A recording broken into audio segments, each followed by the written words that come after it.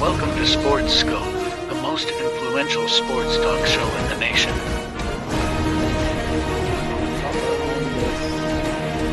What is today, the 19th? Stay tuned for updates and great sports content.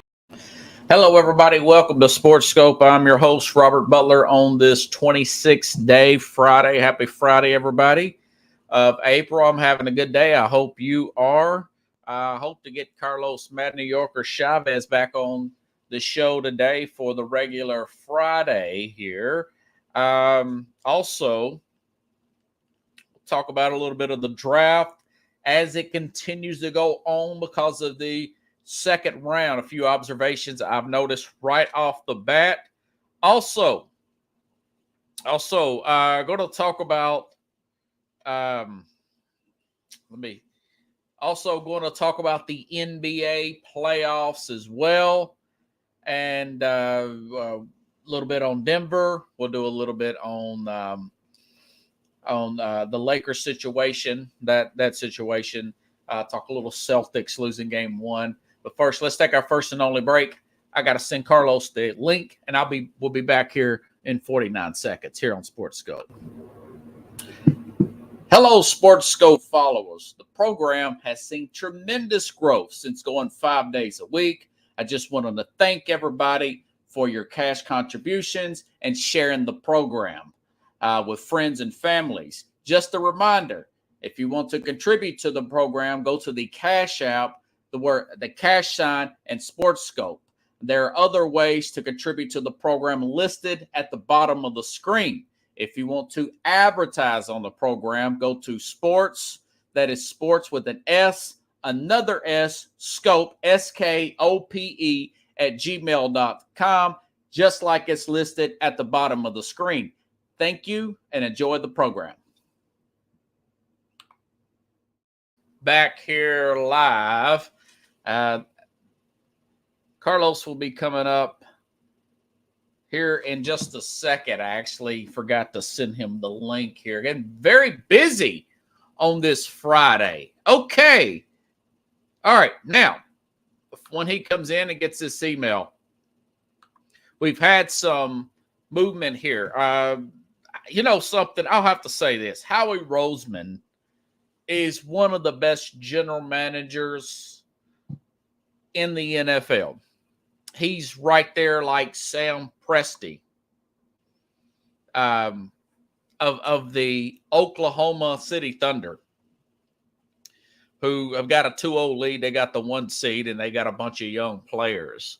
The Eagles have regarded as possibly the 2 best cornerbacks in the draft here, okay? And it looks like the Mad New Yorker's trying to get connected, and he has. And I'll bring him on and talk about this. Happy Friday. Hey, listen, a lot of news is breaking as we are on the air. 5 trades already. 5 trades.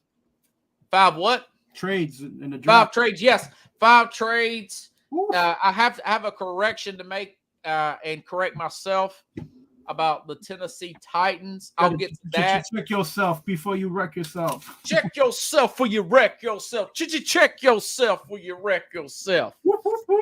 Something's bad. Not doing your homework is bad for your health. It's all right. It's all right. Hey, okay.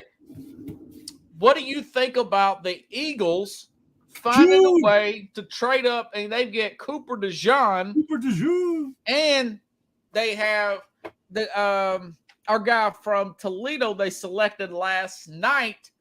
They have found the replacement for Bradbury and Darius Slay in one draft. In less than 24 hours. Yeah, I mean, this guy is a miracle worker. This guy. I mean, he is I'm surprised they don't have more. You know, they won in 2017. They should have won in 2022, 2023 Super Bowl, in my opinion. They should have beat the Chiefs last year. They hit a hiccup. I don't like the A.J. Brown extension. Nobody bats 1,000 as a general manager, but he's batting about 500, man. He'd be in the Hall of Fame. He'd be better than Ted Williams. Rob, I got so much stuff. I got the hockey game going on. I got the Mets game going on. I got the draft going on. This is a crazy day today, man. Yeah, it is a really cool sports weekend. You know, next weekend we've got nothing. Kentucky Derby. Oh, yeah, that's right. Yeah. It's cold. Yeah, it's still cold up here, though, man. It's still cold. Yeah, Pickles even gives the Eagles, says that they continue to out hustle the NFL. It's going to be a short week next week. I'm going to have to go out of town, but I'm going to get Jamie Pags on this program. You got to survive tonight. I'm going to get Jamie Pags on this program. Oh, by the way, I put on my Facebook, Jamie Pags, he got the Fly Eagles Fly with Quinyon Mitchell last night. Maybe he did it with Cooper DeJean, the other corner, today. So kudos to the Eagles. They got an A from me already from getting, just like they did last year and the year before that, in the NFL draft. Okay, I stand corrected. Okay, let's go to Tennessee here. Since we're out of Nashville, Byron Murphy was not the player who got the DUI for Texas. It was not the defensive tackle. It was actually the player that the Tennessee Titans selected, which has a great amount of film tape. Tavondre, he's like on the Keenan and Peele show, right? He's one of the black kids in the class. Tavondre Sweat. This is from Tom Pelestro for NFL Network. Sweat visited the Tennessee Titans the day after his arrest on suspicion of DUI this month. The team came away feeling comfortable, and now he's a Titan, good at knocking down passes at the line of scrimmage. He's blocked extra points. But I'll say this. If he gets in trouble, it's on Ran Carthon. It's on him. I mean, now, that being said, Jalen Carter was just talking about the Eagles. Carter got in that high-speed accident. He had gotten another accident. He's gotten speeding tickets before that. What is up with these people? A person was killed. He did not get in any trouble last year with the NFL since it happened in college. This could be the same thing here. This could be the same thing for Sweat. But if he does get in a Ray Rice or Rashid Rice type of situation, it's going to be on the Titans there. You'll have to blame them for doing that. This is a very high pick. It's the second round, but it's the 38th pick. So this is a cautiously optimistic type of pick. I don't know if I would have picked him at 38. What are your thoughts about that? I mean, you got to go with what, with all the scouts that they did all the work. The only problem is the athlete needs to make sure that they do their job. So, and you got to give them an opportunity. These guys are still young. They're still kids. So, but it's tough, man. Like, you go in with certain people on the list to pick. And if they're not where you want them to be, what are you going to do? Right. Like, so, you just go with your gut and you see if you can get the best out of a person, man. Yeah. So, yeah. Now there have been players that's had alcohol-related incidents and came back and played. I mean, Leonard Little had a DUI accident where he killed somebody, and he came back and won a Super Bowl. Right. with the LA Rams. Now that was 20 years ago, but I think it was St. Louis at that point. Yeah, he was with the Rams, St. Louis Rams at that point. Yeah, beat the Titans there. Right. Raiders, the Oregon Center. Short catch by him. That's a good one there. So, it's that's a cautiously optimistic pick is all I can say. Well, here's the thing. Here's the thing, Robert. It's alcohol related. Pickles, like the problem with those rock stars is they was messing with a lot of different types of drugs, mixing drugs and alcohol. Yeah. Like Amy Whitehouse, everybody knows. Well, not everybody, but like, it was known that she had mixed her concoctions. So, this not if a situation like that, you don't touch when it comes to narcotics, you don't touch the player. The player's like already in the So you're saying alcohol, just the alcohol young guy is doing different. Not to say that it can't be a problem. People have vices, and you got to give people an opportunity to, make sure that they can control their habits and make sure they can change. Yeah. Something simple as that. When you talk about narcotics, it's different. And listen, I mean, there's some guys that have mental illnesses that are, or emotional illness, emotionally can't handle things, and they have to seek some help as well. So everybody somewhere out there has some kind of problem. So yeah, Pickle says most players smoke weed, and I don't even think they drug test anymore for pot in the NBA. They can, because there's some states that it's still illegal. It's still illegal in some states. They could. It's still illegal here in Tennessee. But they could. But then what happens is that you put yourself in a bad situation, because I don't know if you remember Curtis Enos from the Penn State University Nittany Lions. Like, he chose not to, like, he told the Bears that when he got drafted that he couldn't go to a certain state because he had a warrant for his arrest. What year was this? He played with Kerry Collins. Oh, okay. That'd be what, 98? I think Collins got a DUI too. I mean, so I'm talking about. I was in 96, 97, 97, 98, something like that. So he had a couple warrants, and so when he was on the Bears, I think it was in Pennsylvania. So when they played Philly or Pittsburgh, he didn't play on that. Yeah. Eventually, Cooper DeJean was on the board, and Tennessee could have used a corner, but if you say inside guy versus outside guy, take the inside guy. Yeah, I mean, listen, so we'll see. I mean, this was I praise Ran Carthon, and while we're talking about Tennessee, I was really dogging out. By the way, show sound great yesterday, even though I got a little tired at the end. We really. I listened to the playback, and it was money. I listened to the whole thing, all 3 hours of the program. Yeah, we was on for 3 hours. We was on for 2, right? It was 3. It's just fun, Oh wow! But let me say this, Titans fans, about J.C. Latham, who I wasn't high on yesterday, but from reports I'm reading, Diana Rossini, Bill Callahan loves Latham. It's his favorite player in the draft. Terrell Davenport for ESPN says Ran Carthon said they had a ton of calls to move out of 7.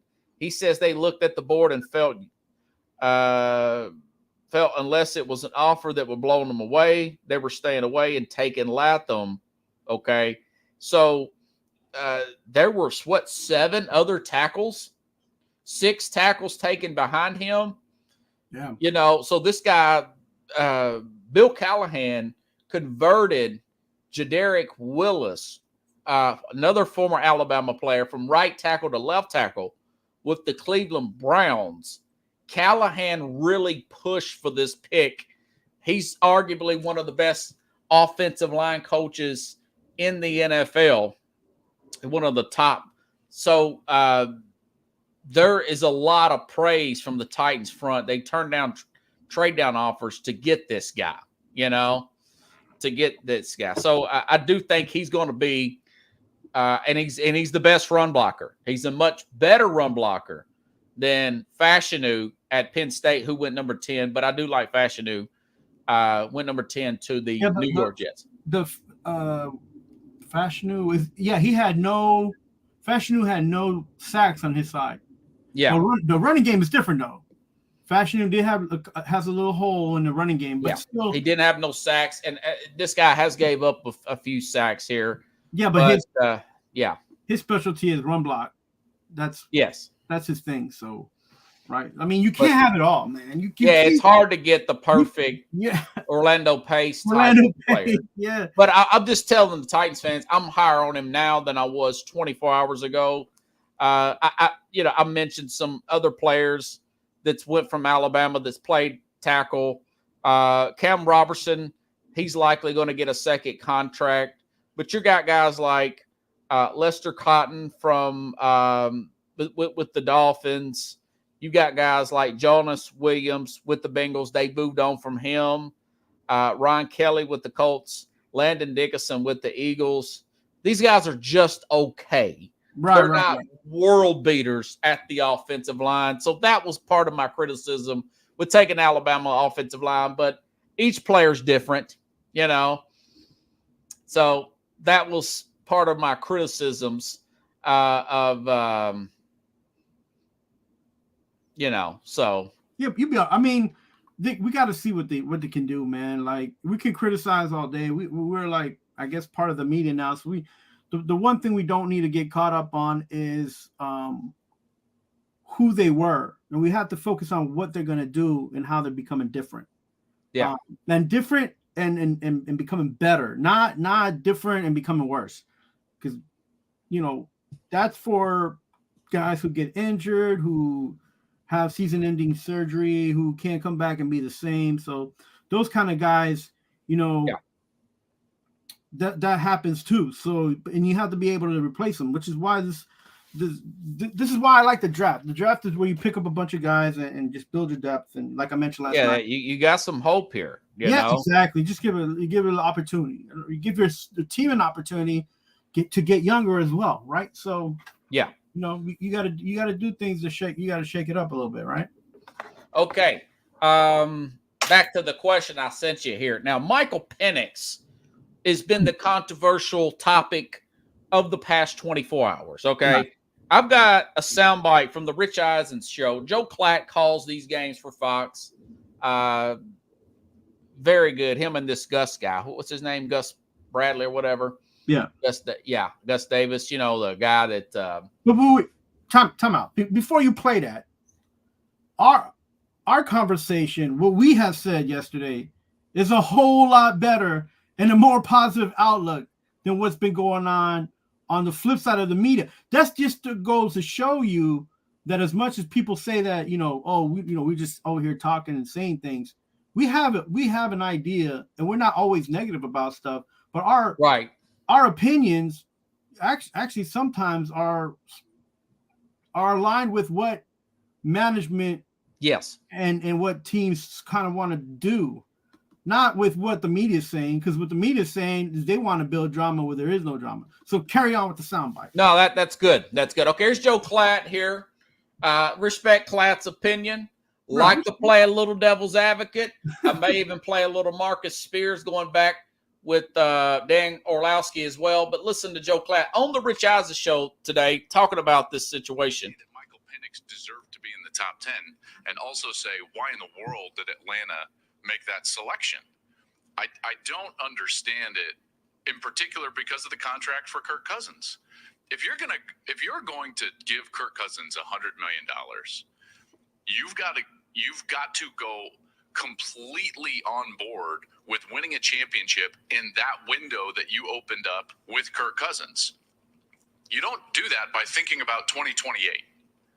I understand the succession plan, and we've seen the success. Okay, now he's got a good point there. Mm-hmm. Okay, and I will say this, to be frank, there is a dead cap here with Cousins, right? With that contract. Correct. And the dead cap, if he sits this year, Penix, all right.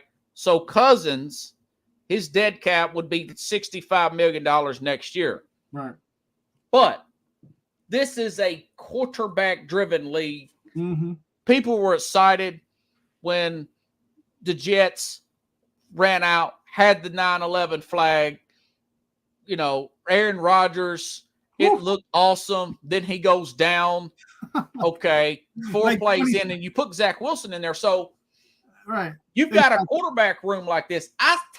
Man, you talked about this. Right. When he signed Kirk Cousins, I said my opinion was when they signed Kirk Cousins, they're buying job security. Mm-hmm. Well, yeah. So buying job security, I ain't mad at them for that, because when you've got if one of these guys goes down, the other one can carry you to the playoffs in the NFC South. Right. Okay. There is that dead money there.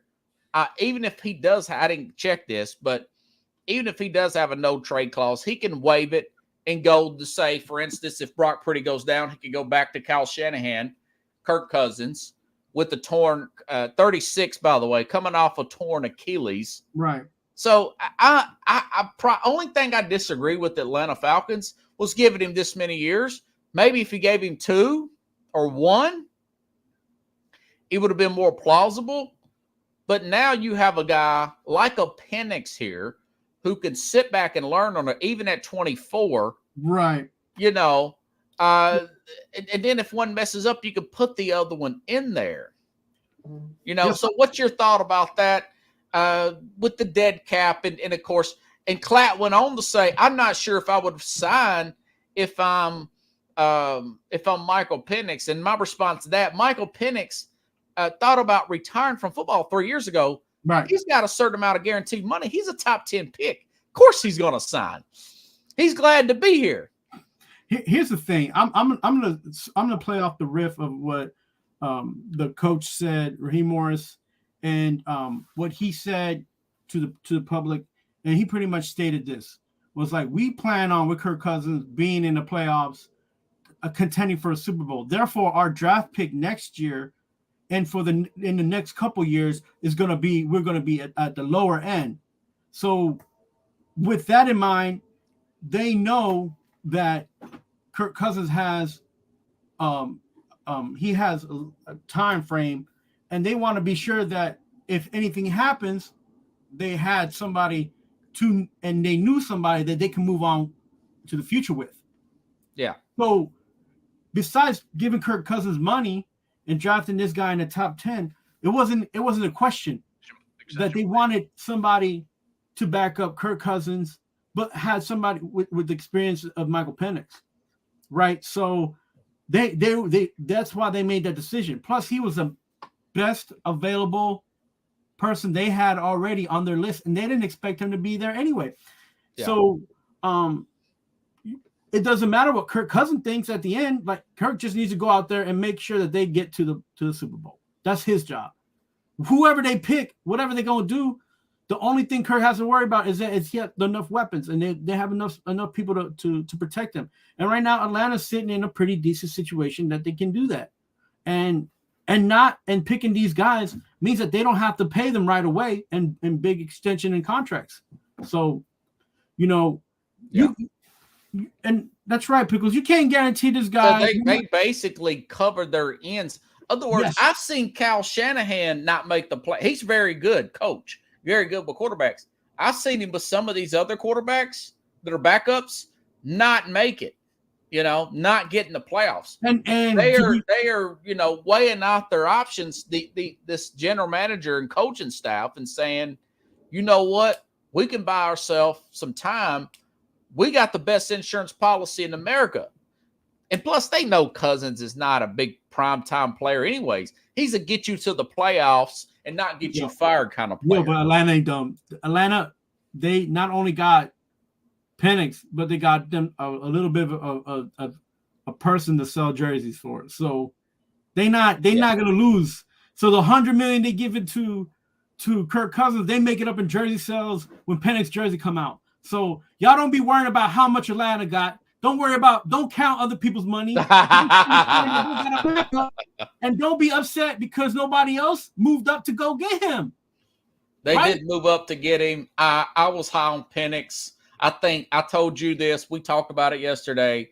The fact that he can still run a 4.5, he runs to get out of trouble. He doesn't run to make plays. He runs to make plays with his arms, not his legs. Listen to Marcus Spears, who makes another point about the possibility of Kurt having one of those days where he just has a Kirk Cousins-like day and turns on with the rock. Listen to this. This is on NFL Live. This is another good point. Let Kirk Cousins start for a couple weeks tonight. The business is why we all shocked. Y'all, let's not play with each other. Yeah. They gave a man $100 million guaranteed. We did not think they was going to draft a damn quarterback at number 8 tonight, last night in the draft, okay? But we understand it, Marcus. We understand it. Him and Dan Orlovsky. Yeah, we understand it, Dan, but that has nothing to do. Listen, you live in this world of naivety. Like, there will be a time in this season if Kirk Cousins throws 2 interceptions or he doesn't play well where we know what's going to happen. We know what we're going to come on TV and say. We know what Atlanta Falcons fans are going to say. We know what there will be pressure. I don't care how good Arthur Blank feels right now about the situation that they in quarterback-wise. Let it start affecting, let Kirk Cousins start playing bad for a couple weeks or have a bad stretch throughout the season. But fella, and we all know what this is going to get to. Listen, wait, man. Okay, well, what do you think about that aspect of a divided locker room if Cousins starts to screw up? But that's isn't the one thing about the NFL is isn't the one thing that they always stress was that you earn your keep, you play if you earn your keep, right? Like you got to play for your position. Nobody should feel entitled in the NFL. Exactly. And this is a problem too. This is Robert, this is one of the biggest things that we talk about or that I mention all the time with you is that these guys have a guaranteed contract, and in their contract stipulates they have to be a starter or they have to be playing so much time already in the game. If not, it'll affect the pay for the week, right? So, those things are all written down in contracts and they're all small little words and, whatever. But listen, if there's somebody who's better than you, they're going to take your spot because they're playing better than you. It don't mean that they have this history that you had. It just means that, you're not keeping up with the Joneses, man. Like, and you have to. And I'll say this to combat what Marcus Spears said. Kurt, you got to measure the personality. Okay, if this is an AJ Brown, Antonio Brown type of personality, even a type A personality. Now, I have read that Brady wanted to get rid of Garoppolo with the Patriots, but that being said, look at what Aaron Rodgers did when they drafted Jordan Love. They had 2 MVPs there. He had back-to-back MVPs. Plus, I think Kirk Cousins is a happy-go-lucky kind of guy. He's about like Matt Ryan, former Atlanta Falcon. As long as that check's there on Tuesday, what are you worried about? Just go play the game. Yeah, I mean, God. Jim Jeffcoat says, and this is an old reference before our time, but he says Kirk Cousins is a Beaver Cleaver type of guy. The 1950 show, Nickelodeon 60s or whatever, Leave It to Beaver. He'll say anything that, you want him to say in front of the media and, of course, in front of the coaching staff. But that's a pretty good quarterback room you got there. I don't think an edge rusher at 8, Dallas Turner's going to put them in the Super Bowl all of a sudden. They know, management knows you can only get so far with Kirk Cousins.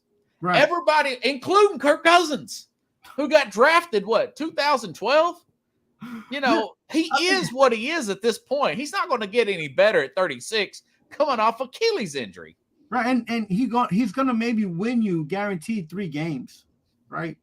Yeah. An average of 3 to 5 games, more towards the 3 games. Because it just depends. Milkshake drinker pickles. It just depends on like where he's at physically. And we saw the quarterback Netflix show. Like we all love that quarterback Netflix show. We and you know what? Kirk Cousins needs to be careful because after that, people started to even respect the man's game. Right? Because you're like, oh man, we didn't know you was doing all that for your body, like we just thinking that you don't play well on Thursday night. His dad was a coach too. I mean, you see that like the way he is with his family. So then you're like, you know what? I'm gonna give this guy a little bit more respect. He gonna get all that taken away if he don't shut his mouth and just go play football. Like at the end of the day, all you got to do is make your keep. Go out there, play football, get your check. I mean, why would you be insulted? It's not like you haven't already got this big check coming. He ain't 29. He's almost 39. He's closer to 39 than he is to 29. No, he's 36 coming off a key. I know how old he is. What I'm saying is that he's closer to being 40 than he is being 30. He's closer to being a man. He's closer to 40. You know, so like, you know, he like us, man. He you know, pretty soon he gonna be having to just call the games and not playing them. Yeah. I mean, if he's worried about his job, then he's not in the right place, right? Yeah, this is all media speculation. That's what I I'm did saying. read that they let Kirk Cousins know last night. Oh, by the way, we're on the clock and we're taking a quarterback. So, No, like, why the media so concerned about these players' feelings getting hurt? yo, that's like when family gets I'm paying you not to have feelings. That's like when family gets involved with your relationship, right? You're like, why is your wife going on an all-girls trip and you haven't been on a trip in like 2 years? It's like, what you trying to speculate? Like, what you trying? Why are you putting stuff out there? Like, Yeah, you know, I got a few other draft notes to comment with you about. Bills took Keon Coleman, and you're a Giants fan. He's a tall wide receiver, 6'4", long arms, from FSU. FSU, 4'6", pretty slow for a receiver. But doesn't he remind you of Plexico Burress? that's what I was gonna say. Like, you don't have to be speedy. You Yeah. just have to be fast enough. And if you run your route and the quarterback throws it where you can catch it, doesn't, you know, for instance, and I'm not trying to diss Jerry Rice. Yeah. But I don't think he ran a good 40 time. He's the best ever. Or even Tim Brown. Those guys were long, and they gave their quarterbacks an opportunity by being open. Not just by being not being speedster, but by being open to get the ball to. Now, someone like Rocket Ishmael, who was smaller but fast, Yeah. you know, you knew you could throw it out there and he'd catch up to it. But if you threw it up over his shoulder, it was less likely he's gonna catch it. I think he's quick, Pickles. I mean, I was watching some of his highlights before I put the program on. He was getting little slant passes and scoring on them. He's got game speed. Yeah, there you go. If you're fast enough to be, and he catches the ball over. He's like Calvin Johnson minus his speed. That's what I was about to say. That he's like Calvin Johnson. Yeah, so Calvin Johnson wasn't that fast either. He wasn't breaking away players. They said he had a good 40, but he was a long strider. Yeah, I was gonna say. Yeah, he wasn't a quick twitch guy. When I say that, I'm not trying to belittle these guys because they're great at what they did, but a lot of them were some of the best route runners and allow their quarterbacks to get them the ball over their shoulder. You know, so I'm not trying to say that they were slow and they could, I'm not saying that there was like Joe Jurevicius, man. You know what I'm saying? Man, you really going back there. You know, but and to be honest with you, Joe Jurevicius had a couple seasons where he did kind of kill people with this unknown speed. Or even, you know who was better? The best wide receiver who hit his actual speed? McCaffrey. Who's that? Who? McCaffrey. Oh, Eddie the dad? Dad. Yeah. People like this kid, he ain't that fast. But when he hightailed it, man, he can beat people. So, now he wasn't faster. McCaffrey wasn't faster than any of those guys I mentioned. He wasn't faster than Jerry Rice, Tim Brown, Calvin. He wasn't faster than them, but he was faster than Joe Jurevicius. Well, there's Hayward Bay. Pickles is another guy. The Raiders took him, and he couldn't hardly catch a cold out there either. So it is what it is. But some of these slower guys got good. They get good balance. Huh? He was in California. It was kind of warm there, man. he was. You know what? He was catching a lot of them receipts. Yeah, that's true. Hey, let's switch to the round ball here.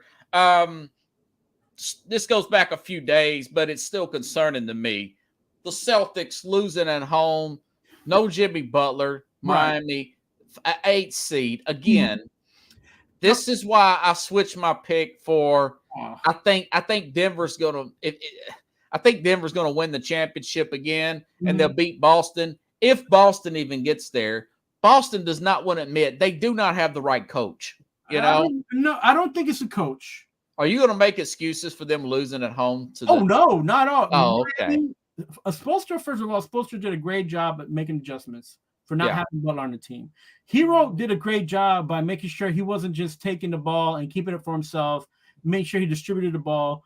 4 of the guys on the team had over 20 points. Most of them were because they were shooting 3 points, but it doesn't matter. That's not the point. It's so annoying. But the one thing that I saw that was positive about Boston was the fact that Porzingis was going to the rim and trying to he's inching closer to the rim. I'll give him that. Yeah, but he doesn't have, as much as he was getting closer to the rim to try to get blocks and try to pick up rebounds, you could tell he doesn't have confidence doing that. No, that's not his game.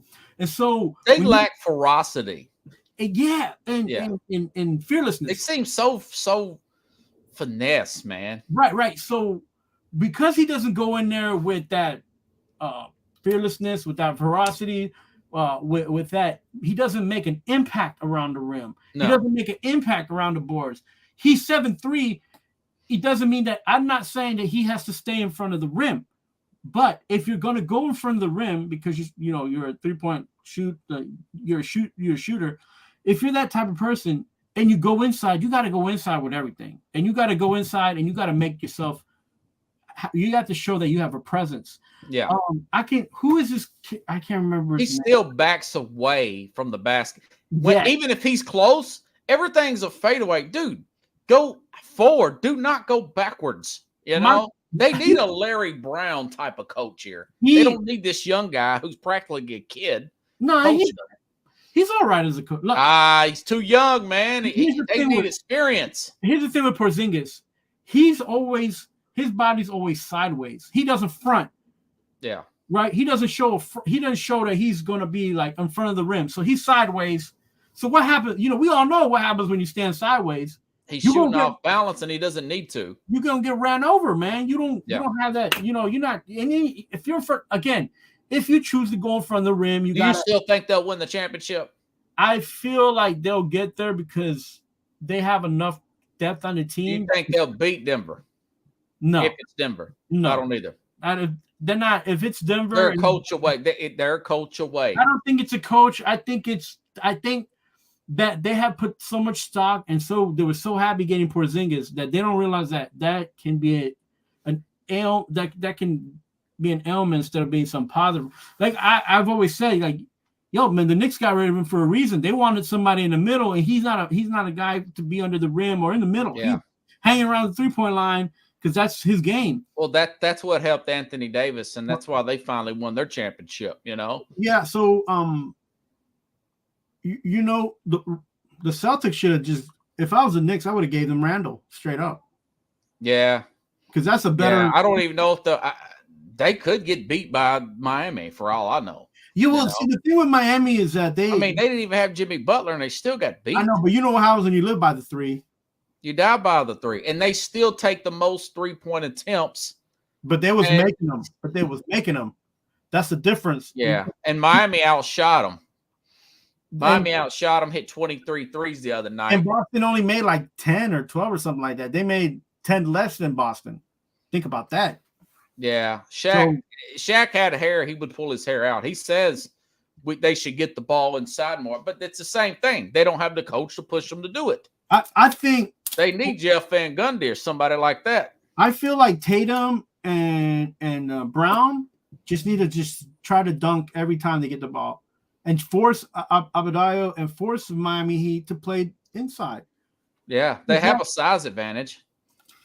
But right, who knows? I think they play tomorrow night. I don't think they play tonight in Miami.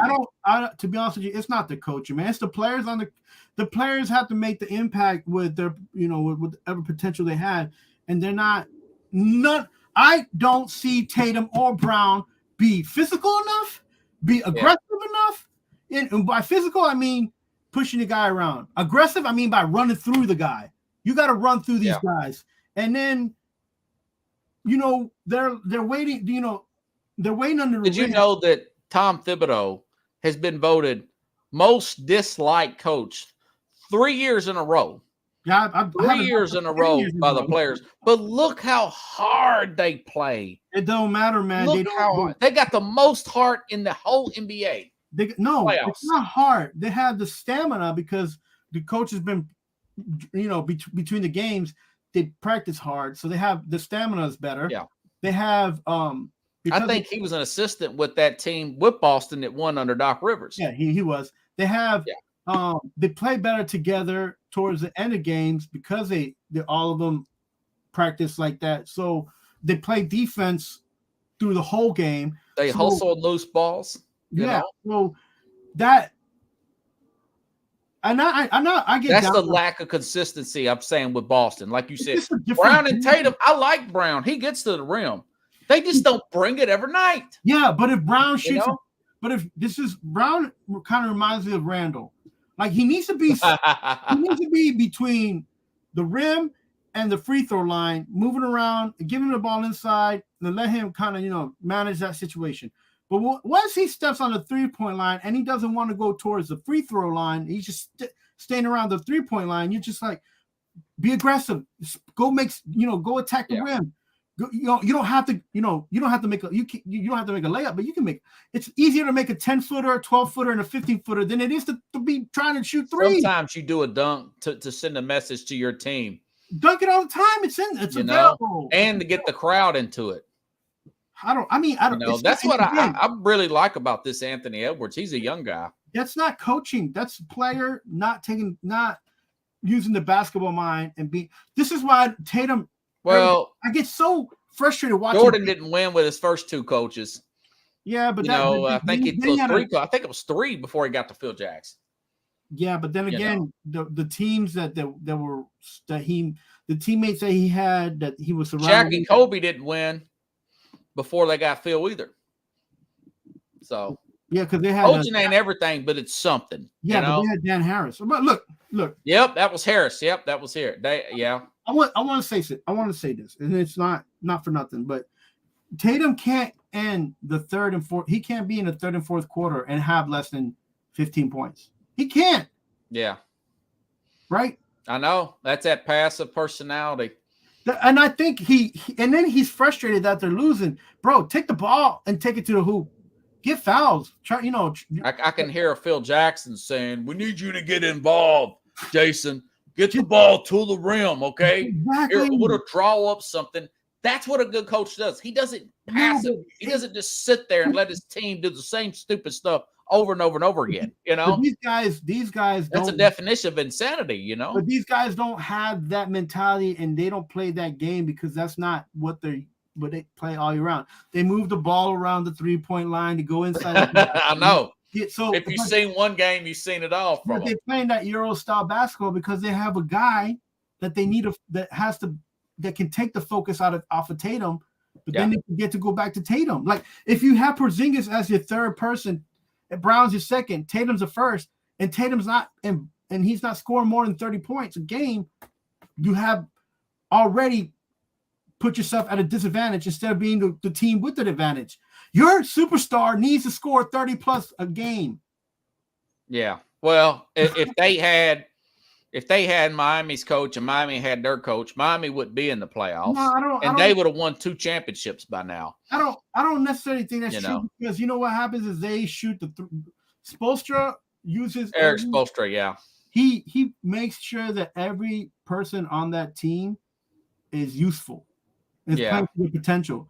And he has those people playing 90 to 100% max to the max, and they can't win a championship. Think about that. So, what that means is that they're literally 2 players short of being a successful. But him and Pat Riley, they've got 4 championships? Yeah, something like that. So, they're doing a little something. Let's move on. What do you think about Denver? They're up 3-0. What's this talk about Darvin Ham? His teams are the opposite of the Celtics.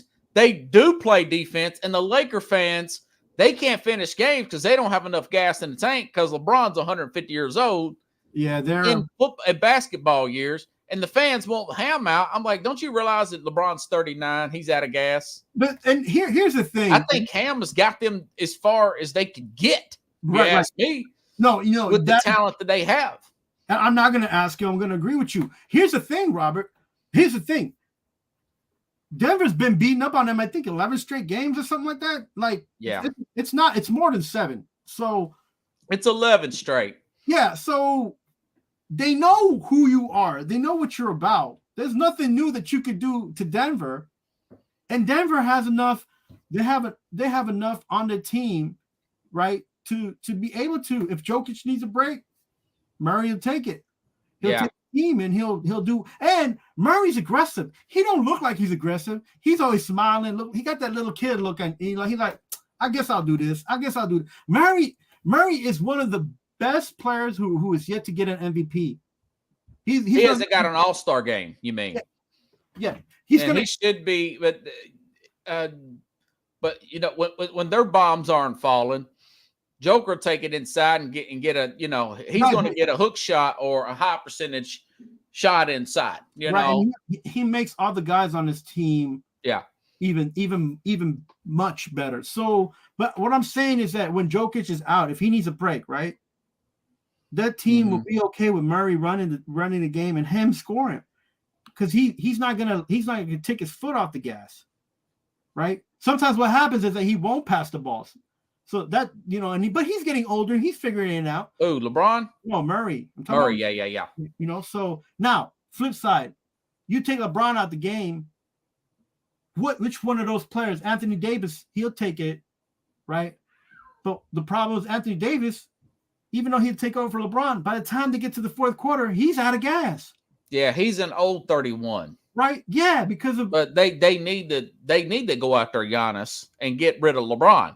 They can go and get Randall. That's easier said than done. You can have him. You know, they're trying to get Trae Young. I would roll the dice and do that. I'm not firing a guy who got all these players to buy in to play defense. That's why they hire him. They wouldn't play in defense. Now, Anthony Davis I think he should have been a candidate for Defensive Player of the Year. You know, Robert, he's playing his best basketball of his career. Yes, last 2 years, but he can't do it all. And on top of that, has been in the last 2 years, he's had the least amount of injuries that he's had before. He's gotten a layer of toughness about him. He's always been somebody who has some ferocity, and he's always been kind of edgy. The problem with him is that he's been injury prone, so that has taken ownership of who he really is on a basketball court, right? Like a lot of guys like, man, this fool better play basketball, you know, but he is very aggressive. And, you know, sometimes to his fault too. Sometimes he's been aggressive. He's gotten hurt being overly aggressive. So going for a rebound and coming back and, you know, down on his leg the wrong way and stuff like that. So, but we didn't take away from him, man. He's older now. And he needs the Lakers need a couple younger guys to be in there and to pick up to make the plays late. Yeah, so you know, and I don't know who or what about they can do to get that, because it's easier said than done. So, these older players have to take a step back and realize that they can't finish games. AD being an older 31, and definitely not LeBron at 39, 40 years old, you know. So, anyways, do you think Phoenix dead? The spirit a little bit, but not you know. They play tonight. I think they'll win tonight, but man, they're another team. Looks like they're out there not hustling. They're getting out hustled by Minnesota. Who gonna hustle? I keep saying this. Your age for the NBA to be, so you're like playing hards, 25, 27. Once you go over 30, man, it's tough. It's really tough. Yeah. And it's tough not because Booker's under 30. He's just playing soft. You know? Booker has to give in now to more stars on the team. They put stars on a team so he can do less. Yeah. With more. But now he has to do more because they're doing less. You know what I'm saying? Yeah, that Bill trade's blown up in their face, man. Yeah, so they should have kept Ayton. I don't know what they were thinking. Well, Ayton had an attitude problem, and he must have wanted a bigger role. But if you just watch the game, he was the rim protector they need. This is 1-to-1 series, and they're going in with confidence in game 3. Now it's 0-2. You know. You know who Ayton reminds me of is what's this guy's name? Beasley. Michael Beasley? Yeah, you know how Beasley have like 2 or 3 good games? And then he'd be like, man, I had 2 or 3 good games and I'm just going to chill tonight. and then you're like, yo, why, where you at? He's just like, well, I'm tired. Like, and that was Yeah, I agree, Pickles. Phoenix needs a Dylan Brooks. They got a lot of guys. And so does at Boston. They both need a Draymond Green type of guy. No, you don't need Draymond Green, man. You need. Well, he goes over the top, but everybody has to have somebody to wake the team up when they look like they're sleepwalking out there. Well, I mean, everybody could use a Jordan, but there's only one Jordan. I think the idea of a 6-man is not as popular as it used to be, like the Energizer Bunny kind of guy, like you're talking about. Yeah, and Naz Reid just got that for Minnesota. Yeah, so I think Minnesota's got the edge to win the series right now.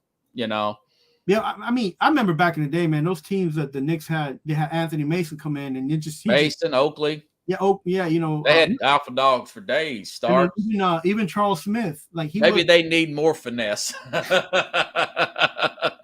It's just a different game right now, man. And there's too many guys running around wasting time because they shoot the three. They're not getting into defensive sets, so they're just.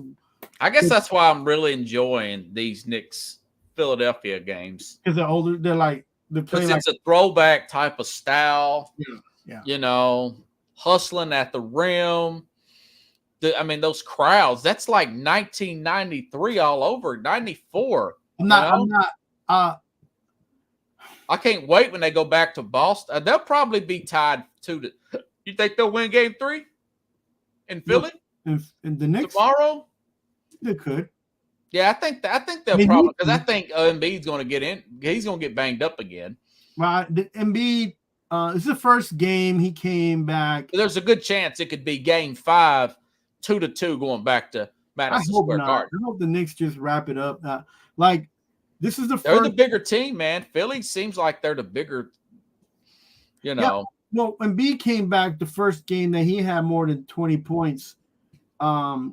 Yesterday, he's playing dirty a little bit. I mean, I'm not gonna.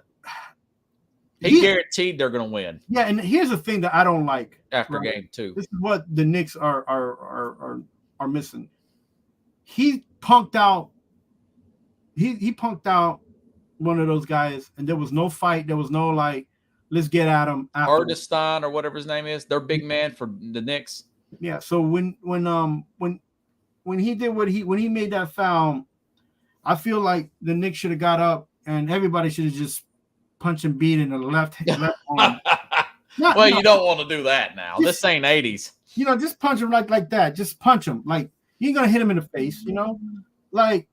So that way you tell them that, hey, I don't care how big you are. Like we're gonna be here and we're gonna do what we got to do. Like you got to show up, man. You got to show up for your team. You got to have each other's back. And that the fact that there was no confrontation, there was no anybody sticking up for for the team.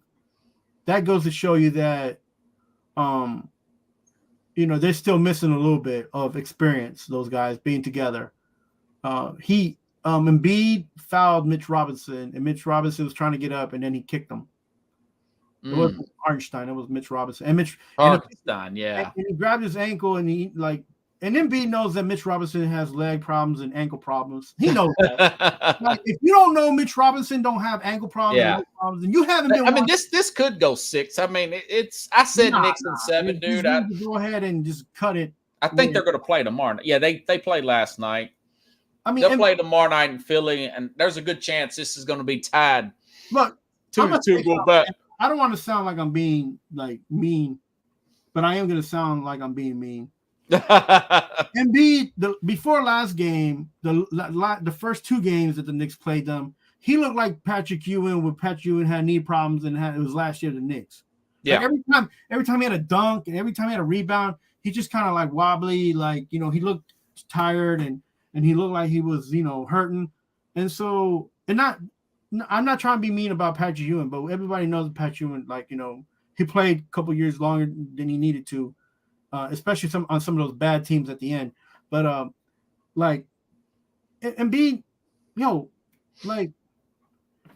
If I'm the Knicks, I'm not give him 80 points. I don't care as long as the people Maxey and all those other guys can't score more than 10. But you know he's going to run out of gas at the end of the game.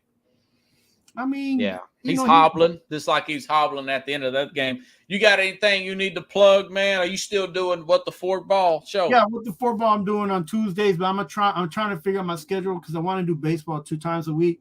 It's too much information to try to give out in 1 hour. And these guys playing 3 or 4 games before, in a week. And I'm on Tuesday. By the time Tuesday rolls around, they've already played like 8 games. That's true. That's true. And then I gotta, I'm like, okay, we'll just cover the last 2 or 3 games. You know what I'm saying? But then, so I'm gonna try to pick up an extra day for that. I'm gonna figure that out. And then post that. I'm on with you on Fridays at night. We just did this draft show. That was good, man. That was good. I'm heading to Nashville in a couple of weeks, so maybe we'll catch up. I was hoping we could do a show together somewhere, but yeah, maybe depends on what mood I'm in. I don't know, and how busy I am at work and stuff. My man's grinding out there, bro. Yeah, grind out, hustle. All right, there, Carlos Mad New Yorker Chavez. I'm gonna get back off here and peep this draft a little bit. Yeah, I got looks like it's a lot of movement. Cowboys Pickles have selected number 56. Western Michigan. I've heard this guy's pretty good. Marshawn Keeneland, defensive end, Western Michigan. Keeneland.